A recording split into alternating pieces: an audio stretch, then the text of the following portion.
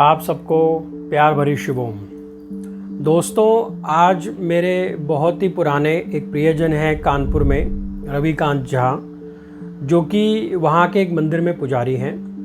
आज सुबह उनका मुझे फ़ोन आया। उनके मन में एक दुविधा थी और जो उनका प्रश्न था वो बहुत सुंदर प्रश्न था और आप सब लोगों से उस प्रश्न और उत्तर को जो मैं साझा करने जा रहा हूँ वो इसलिए क्योंकि ये प्रश्न रविकांत झा की तरह और भी बहुत सारे लोगों का होगा। प्रश्न उन्होंने बहुत सुंदर पूछा। उन्होंने कहा कि गुरुजी, मैं अपनी कुल देवी की पूजा करता हूँ, परंतु मेरा मन है कि मैं 10 महाविद्याओं में आऊँ। 10 महाविद्या में जब मैं अगर आता हूँ तो क्या मुझे मेरी कुल देवी छोड़ के मुझे 10 महाविद्या की कोई देवी मिलेंगी, उनकी साधना करनी पड़ेगी। बट मैं यहाँ पे बहुत आनंदित हूँ। मुझे किसी चीज़ की कोई कमी नहीं है, ना यश, ना कीर्ति, ना धन, किसी चीज़ का कोई अभाव नहीं है। मेरी कुल देवी की मुझ पर अनन्य कृपा है।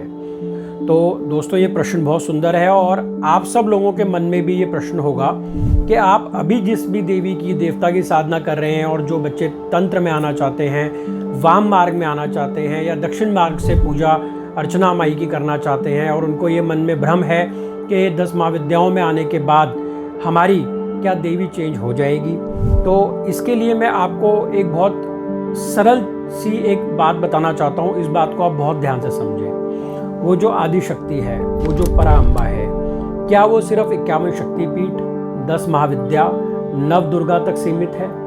नहीं। माई की शक्ति एक ही कार्य कर रही है, उसके रूप अलग अलग है। किसी को वाम मार्ग में आकर आत्मा में शांति मिलती है, जैसे रविकांत झा जी को आज अपनी कुल देवी की पूजा कर अर्चना करने में ही मात्र से शांति मिल रही है, पर उनका मन है कि मैं दक्षिण मार्ग में या वाम मार्ग में आके साधना करूं, तो उसकी कोई आवश्यकता ही नहीं है। क्योंकि आप जहां आनंदित हो, जब आपके मन में संतुष्टि है, तो वही तो 10 महाविद्याओं के बराबर है। माई तो वही है, शक्ति वही कार्य कर रही है। उसमें कोई ज़रूरत नहीं है आप वाम मार्ग में आए या दक्षिण मार्ग में आए, क्योंकि वो एक तरह की विधि है सिर्फ पूजा अर्चना करने की। माँ को तो प्रेम चाहिए। जब प्रेम आएगा तो माँ स्वयं वहाँ विराजती है, और जहाँ मैं होगी वहाँ माँ नहीं विराजती है। अब वो मैं आप किसी भी मार्ग में लेके आए तो माँ नहीं आएगी। तो चयन आपको करना है कि आपको मैं चाहिए या माँ चाहिए। इसलिए आज की जनरेशन से हमारे दर्शक भी देख रहे हैं, बहुत से बच्चे जो वाम मार्ग या दक्षिण मार्ग या किसी भी मार्ग में आना चाहते हैं, यदि वो अभी से किसी देवी देवता की साधना करते हुए उनका मन विचलित नहीं है, वो बहुत ही प्रसन्न रहते हैं, तो कोई आवश्यकता नहीं है आपको वाम मार्ग में आने की, कोई आवश्यकता नहीं है आपको दक्षिण मार्ग में आने की या किसी और मार्ग में जाने की। आप अपनी देवी देवता, अपने इष्ट के प्रति अपनी पूरी निष्ठा और श्रद्धा के साथ वही साधना अर्चना करते रहिए, वही 10 महाविद्याओं के बराबर है।